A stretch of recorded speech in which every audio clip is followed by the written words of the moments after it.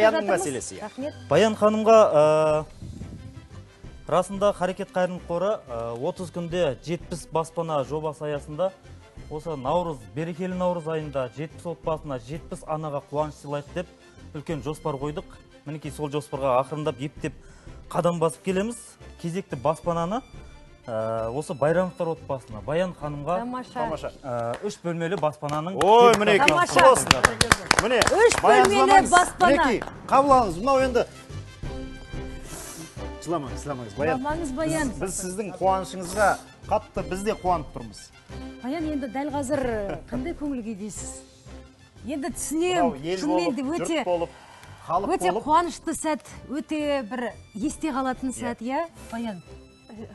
Қанша балаңыз бар дедіңіз? 3 балам бар. 3 балаңыз бар.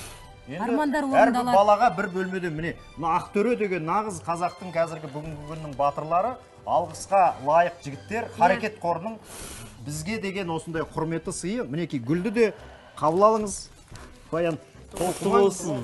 Бұл енді хабар телеарнасы ұжымында осы студияда біздің 4-ші отбасына сертификат табыстамыз ғой.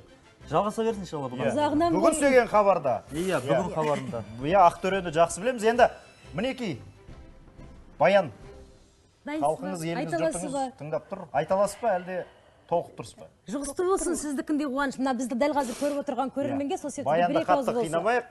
Енді құрметті ағалар, осындай жігітті қалай? Сөйлеймін дейді Баян. Сөйлеймін дейді ма? Жақсы.